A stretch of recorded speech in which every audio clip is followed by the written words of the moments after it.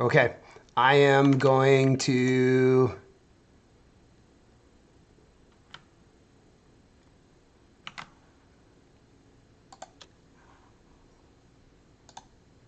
We are live on Fabulous. time Hey, hey, with hey. video We're and on time with audio. video and sound at the same time. Who knew? What's up, Friday afternoon? So, right, welcome to the Hosted Bar. I'm Erin Ogden. With us, as always, is Jeff Glazer, but not with us, as always, but a Well, very she's special with guest us, but today. just not always. I didn't die, Ogden. To right, Ashley Quinto Powell. Hey. So, Ashley, we know who you are and what you do, but why don't you tell everyone else who you are, what you're doing, and what are you drinking today? Great questions all around. I am, in fact, Ashley Quinto Powell. I'm a sales and revenue consultant, and I help service-based small businesses with their sales. And more importantly, I help women with self-advocacy, especially moms. And I'm drinking this afternoon a sparkling water. The minute we are off of this call, I think I'm going to add a lime and a little vodka and make it I a like it. vodka We soda. did not wait Vodka soda. until after the call to do that. No. So, for example, Oh, Jeff, I have what are a you I have a drinking? very, very, very similar drink, except it doesn't have any flavor in the sparkling water other than scotch. So I got a Scotch and Soda because I'm a wimp and I can't drink straight Scotch. But Scotch and Soda, it's a Glenlivet 12 thanks to our friend Eric Baker over at Wisconsin Dealer Law. Thank you, Eric. And I haven't had a Scotch in a really long time. And I'm kind of digging the Scotch and Soda. So this is my 19-year-old way of getting into Scotch and Soda, I guess. I love Uh, it. I am doing what was supposed to be a brandy old fashioned, but it really just looks like Kool-Aid. I think I put a little too much maraschino cherry juice in it, but I'm okay with that. Um, with 40 North brandy in it, but you can't tell because it's very red and very sweet. I definitely went the old fashioned sweet today. I love it. But Happy Friday. Cheers. happy Friday, Happy everyone. Friday indeed. So Ashley, one thing that I thought was perfect to have you in February because of Valentine's Day and love and how you can love your job and your family at the same time, but that doesn't mean that you Yeah. can that it's 50-50 or that um a lot of times people really feel like they're torn in both things because they actually do love them both at the same time. So is work life balance, is it a myth? Is it just the 50-50 balance part of the myth? Like what do we do with this if we love both our job and our family? Really good question. I think it's not necessarily a myth. I think balance for everyone is a little different. Frankly, I think the balance that works, like the stasis that works really well for me, is to work a little bit more. I have no desire to be a stay-at-home mom. Actually, my biggest challenge in 2020 was working from home. I like my family quite a lot, and I love my job. But if I'm at home, I really want to be spending time with them. And listen, like if they're hanging out, I want to hang out with them. I don't want to be at work, but when I'm at work, I want to really be at work. And I think also that sort of messed with how I think about myself. I don't think of myself as a stay-at-home mom. I realize that I am not a stay-at-home mom, but here we are. I am staying at home and I'm their mom. And it's just, that's a hard thing to go through. Anyway, I think I think everybody has a balance that works really, really well for them. But we have been told for so long that you have to be really excellent moms all the time, and that is our number one priority. And there's a certain way that looks, a certain way that being a really great wife looks, and I think we're afraid to challenge that assumption. So I think that was interesting that you were talking about like you're working from home, but that doesn't mean you're a stay-at-home mom.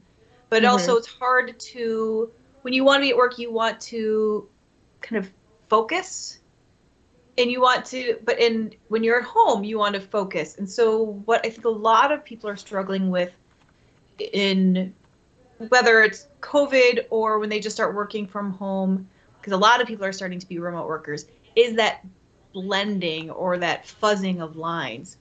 And so for me, I know it's been important that I have like a room or a place that's where my work is. And I try not to let that bleed out, because if all of a sudden you start seeing work on your coffee table or on your dining room table, you can't help but look at it. And I also try not to bring family into office, but also have set work hours or things like that. And I know that works for me. Yeah, it doesn't work as well for me, right? We've talked about this before, how just with the way that my office is set up, for me, maintaining that difference between work and home is made more difficult by the fact that when I come down the stairs every morning, the stairs are right into the living room, which is where my computer is, which is where my office is. My office is right in the living room, which is right down the stairs every time I wake up and come down the stairs in the morning. So the first thing I get every morning is a reminder that my computer is sitting over there waiting for me to sit at it. Right. And so unlike Erin, who has a door that she can shut to her office and not allow papers to leave that door, when I come down the stairs, because of the way that this is laid out, I never get that reprieve. I don't get that break. And I found, like, you would think like people sitting at home are like, you're being stupid, but it's real that you come down the stairs and the first thing you see is that work computer. I have a dear friend that I share an apartment with in Chicago, and it's not a huge apartment. What he does is when he works from home, he always has shoes on. So I don't think that it's necessary for it to be his. Jeffrey, I'm with you. Like the zones for me, actually, a girlfriend of mine out of New York. Also, like, you don't get a lot of space in New York. Her whole thing was you have to have zones so that, because I really have like a productivity issue when I'm at home. Like, I come home to relax, to have fun, to cook, to like be in jammies all the time.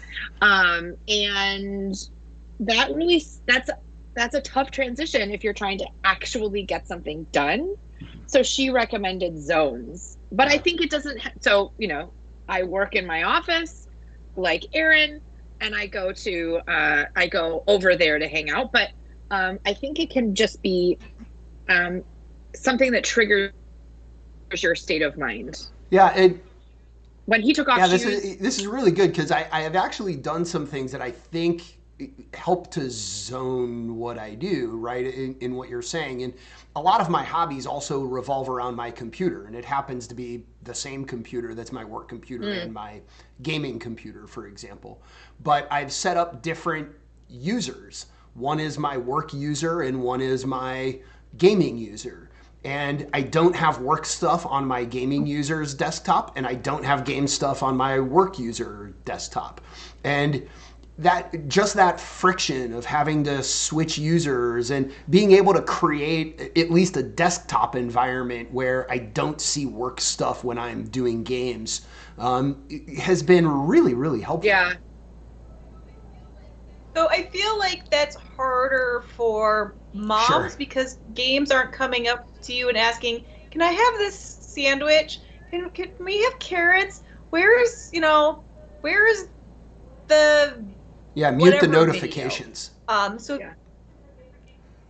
Right, it's a little harder to mute a toddler.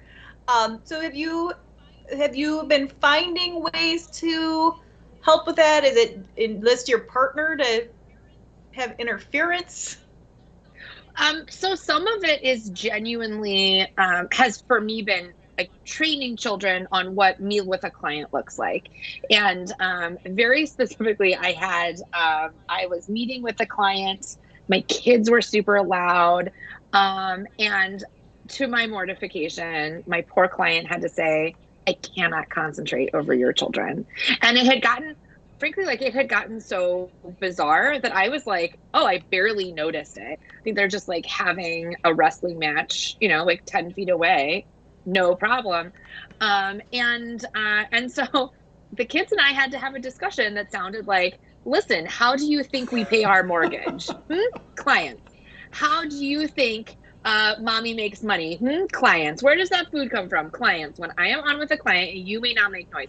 And I think, that's certainly an awkward, very not fun conversation to have, but we needed to have it. And I enlist all sorts of help. I did recently pull the trigger and brought a nanny into our home. And I have to say that it is the second best hire I have ever made in my whole life. The first was last year. I got a VA to help me just with my emails. That was the best one. The second best one is the nanny. And I got to tell you, I have been hiding in my basement all day because she's upstairs she's reorganizing my closets and I can hear her vacuuming. I don't want anything to disturb that. Is she a part-time nanny? Like, is she looking for other work? Is she looking to add on? Get out of town, Jeffrey. Listen. I lost my first VA because she's a very, very talented brand photographer. Amy Lawson, she does all of my brand photography, and I recommended her so much to my contacts in both Madison and Chicago that she stopped having time to be my VA. So I had to hire another VA who I'm starting to sense maybe I have recommended too much. Stay away from my nanny, Glazer. That will not stand. You may not steal my nanny. Fair. So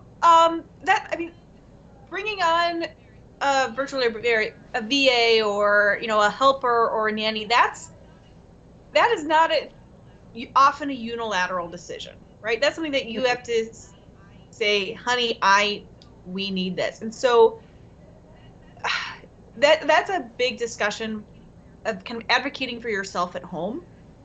Mm-hmm.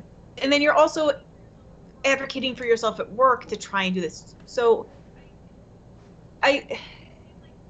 these seem like tough decisions and tough discussions, especially when you're kind of getting it from both ends. Mm-hmm.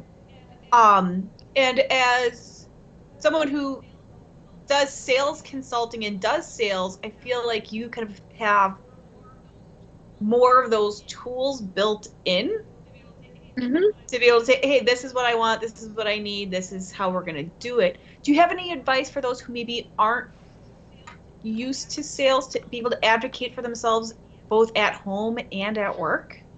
Sure. Well, for one, I would say, and personally in my own marriage, it took me many years to get here, but you have to really be willing to have a calm and honest conversation about what's really going on. And I think most people who find themselves in a situation like this, it may come as a result of, not wanting to have a difficult conversation. And so in avoiding that difficult conversation, you end up taking on so much more work. And I think if you looked at it like that, you could probably make the logical assessment that, listen, if I can just find some courage and have this conversation, the rest of my life will be easier. But I know many situations where that is not the case. I coach people on salary negotiation occasionally, and people put up huge barriers to asking a question like, hey, can you do $10,000 more? And they say things like, well, I don't need it. No one asked if you need it. And they say, well, I don't want to be looked at as maybe not a team player. Okay, well, for $10,000, maybe you could be slightly less of a team player. I mean, who cares? Maybe they'll call you the B word, but they've just paid you $10,000 to call you the B word. And why is getting paid more not being a team player? I get, right? Like, that's what a lot of people hear that from people, and you're like, why is, I'm pretty sure that, like, LeBron James had more assists than anyone. He was a pretty good team player, and his raises were not $10,000. Right. Right. Right. That's an So excellent Jeff, point. you and I were talking about this in our last presentation or last podcast about you were actually bad I'm at terrible. asking for raises. So this No. isn't just a women thing or No. a young person's thing. You said I'm you terrible with struggled salary with it. negotiations. I don't think I've ever actually negotiated a salary for I mean, hint to all future employers, I guess. I've never actually negotiated a salary. Like, it's, here's what we're going to pay you, and all right, if I like the job, sign me up. I don't think I've ever actually said, can you throw in a few extra bucks? And that's definitely to my detriment. I am way underpaid for the work I do, and I regret that to this day. Like, I am way underpaid for the work I do, and this is in, I mean, virtually everything I do. And I'm really bad at that, and part of it's because I want to help people. Like, I don't want money to be an obstacle. This is sort of my problem now, is I don't want money to be an obstacle to people who legitimately need the help that I can provide, right? I can help, so let me help, right? Let's not let money get in the way, or it's close enough to the 10 grand thing. Like, what's an extra $800 a month? Like, I don't care. Like, it's not that big of a deal, right? I mean, that's like a Cadillac, for the record, Glazer. Fair. So it's a Cadillac. Mm-hmm. It's a Cadillac. Okay.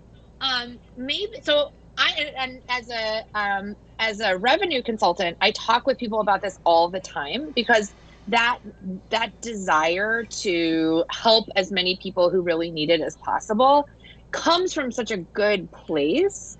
And first of all, I don't think asking for what you're worth is not greedy. Although we always think that, we come by that honestly, because especially being in the Midwest, we are given a lot of signals about how we shouldn't boast. We should be happy about what we're given.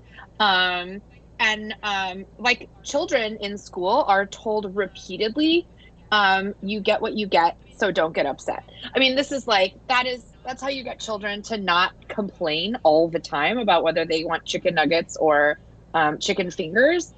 I get it, but we come by all of these hangups pretty honestly. But Jeff, one of the things that I would say is that some of this is less about what you need, and maybe as a business owner, not what you deserve, but more just a reaction to the value that you provide and the time that you have. I was helping a client who does just amazing work, and she has lots and lots and lots of incoming leads and people. When she describes what she does, which is to help creatives find the hidden market for jobs, and she does an amazing service. People are clamoring after her, and I said, "Babe, you have to raise your rates." And she said, "Well, I don't need to, and I don't, and I want to make sure that I help people." Mm-hmm. But at this rate, she's going to be working 80 hours a week. I mean, at some point, this is just a function of you cannot help everyone, and you have to put a premium on your time just to determine how to spend it. And you know what? I'm sure that there are plenty of places that they could go to get pretty far in what they need from you, right? Like, if they need entrepreneurial law advice, they could probably get pretty far with Google. But when they're ready for Jeffrey Glazer, they may need to pony up, because it's really hard to get on his schedule. And I don't think that's a bad narrative. I think that's unless they go narrative. to the UW Law and Entrepreneurship Clinic at www.uwle.org, in which case Jeff Glazer's services are free of charge, as long as they're willing to let a student do the work. Well, because they're not Jeff Glazer's right. It's not Jeff Glazer's time, and I do get paid. I do get paid. The state of the University of Wisconsin pays my salary to do it. Like, right. I do in fact get paid, just not directly by the client. But I'm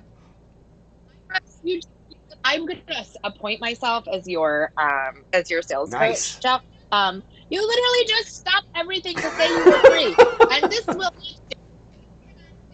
this cannot stand. Right. Well, and I think another thing is that he said it is his service, but it's not. It's students. And I think delegation it's something I'm learning. and it's a skill, right?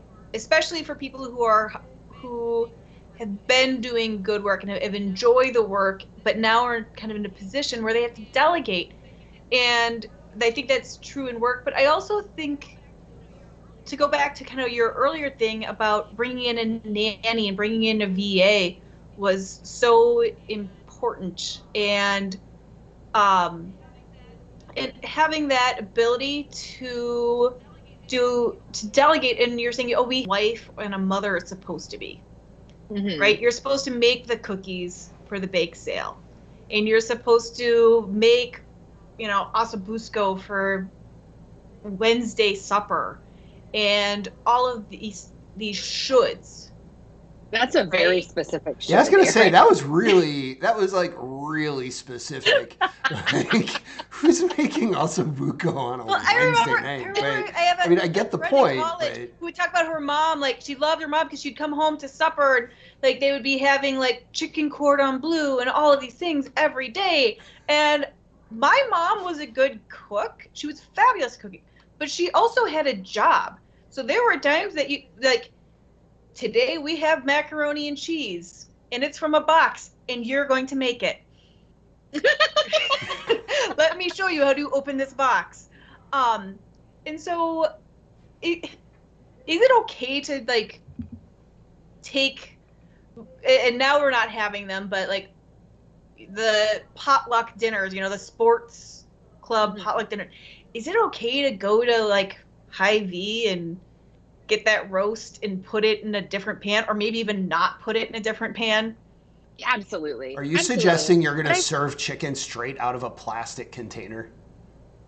Right? This is, my mom would have been like, yeah, your parents would be aghast. Wasn't there an entire fight in your family about taking like the orange juice out of the carton and put in the pitcher? Otherwise you're a heathen. Yeah, you have to put the orange juice in a pitcher first. Because it tastes better. That may well be. But we're not going to do that. I think too, we have very specific ideas of like what women should do and what moms should be and what wives should be and frankly what husbands should be. But actually those assumptions and those stereotypes really aren't that old. We used to, like pre-1940s, a man would take a wife as a business partner, right? Like if you're on the farm, you need two people to work it. You need somebody to have kids, so you have more people to work it. Well, that's not this idea that we have of like putting a woman on a pedestal and having her not do much but take care of the house. No, you needed someone who was going to like roll up her sleeves and get in the muck with you because that's what you need to move this forward. And I think we've kind of lost that instinct. We in like pre or post World War II, as we were trying to reserve jobs for men coming back from the war, we've sent women home, but that was not how it was before that. And I know when I think of the self-advocacy and the negotiating that I do in my relationship, one of the things that I'm proudest of is that we can both kind of open up like all the books of our lives and say, okay, here's where I need to be. Here's what I need. Here's who needs to eat. Here's what we need to do. And it's not delineated based on which gender should do it. We delineate it based on like, what do you enjoy doing? What are you good at? What do you want to do? What can be delegated? And then, one of the things that has really helped our marriage too is we have this last mile rule. There are all sorts of things that you can get pretty darn far, but that last little bit is just a bear. And we have permission to ask like, hey, I just, for whatever reason, cannot figure out grocery shopping this week. Can you do it for me? Like, yep. You know what? When somebody asks for help, you give them help. And I think that sort of attitude has been really helpful.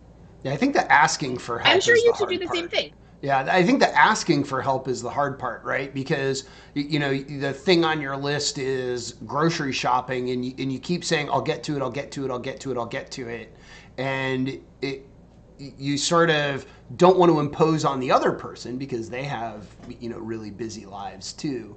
But it's that, to your point, it's that sort of negotiation and honesty that says, well, wait a minute, this this thing has to get done. One of us has to do it. And this is why I can't. And well, let me blow your mind a little bit. Please. Maybe it's not actually asking for help, right? Like we keep asking women to like, oh, you need to ask your partner for help. It's not really help you're looking for. It's carrying your weight. I don't need you to ask for help, or I don't need your help so much as like, I need to not be the one whose responsibility it is. Like, I may have said I will do the grocery shopping from now until the end of time, but that's unrealistic. So if I can't get to it for whatever reason, you need to pick it up because it needs to get done. And that probably is not met with like rosy smiles on the first round. But, if you're thinking about it, like, listen, Ogden and Glazer are a team, right? Schaefer's in there too, but let's just talk about like the household Ogden Glazer. He often mentions that he is not actually in bed with us, like passing the popcorn over. This just went really weird on me. Then that's perfect. But okay, so imagine this team. It's you two against the world, right? It's not you trying to figure out who has the most equitable piece of this relationship. It's like, it's you two. You're a team, and you have to win your game, and it's you against the world. Well, that I remember when I had my second child, and my marriage got way better because when you have one child, there's always like one person with the baby, right? And then one person who's doing their own thing. And whoever is like bathing a baby or feeding a baby can look over and think, like, I want to be doing this, but I would also like to be watching TV. And the person watching TV is like, well, I don't even know how you want me to help. There's only one baby. Listen, when you have two babies, there is so much work that it's all hands on deck. Like, you get that baby, I'm going to bathe this guy over there. And then we have laundry to do, and someone has to run out and get milk. It's a whole thing. And not having anyone have a chance to sit down really made us like a super bonded team. So I'm hearing you say that everybody just needs to go out and find 2 children to take care of, and then everything will get much smoother. Yeah, that is for sure what I meant. You guys just have to have a joint purpose, right? And realizing that, like you said, you are the team, the two, and maybe it's even like with your conversations with your kids, you're part of the team too, kids, right? Mm-hmm. You can't be rowing in the opposite direction. This is how chicken actually gets to the table. Erin, you're undermining my child rental service. Yeah. Yeah, I am. You have a business, right? You could have a dog or 5. You could decide that you were going to paint orcs in your spare time. I don't know what it is. Maybe model making is your jam. Yeah, I'm into it. But whatever it is, I think it comes as a result of trying to achieve big things. That there's like this economy of scale in what you're trying to accomplish, and how in fact that can really benefit your relationships. And so I guess what I'm hearing is that you shouldn't feel guilty about asking for help, because you're not asking for help. You're pointing out that as a unit, you're not meeting goals, or you're not doing it. So it's not about me or you, or it's not about the individual. It's about together. I heard I can paint orc figurines in my free time. Yeah, that's exactly what I thought. I guess the answer is you could, if you could, but there is no world in which Jeff Glazer has the patience and the artistics levels in which orc painting is possible. Fair. Really? I would think. Okay. Well, listen, I accidentally bought my daughter a dollhouse for Christmas that came in approximately 4 million pieces. It literally is like, well, I don't know. Here's some like here's some sort of cardboard, here's some wood, here's some wiring, and here are a gigantic pack of instructions. And so I'm spending some time doing model building, which, as it turns out, is amazing, and I love it, and I should have been building models my entire life. I love it. That's awesome. Jeff is fabulous in many, many things, but detailed figurine painting, I cannot imagine is in the plus column. No.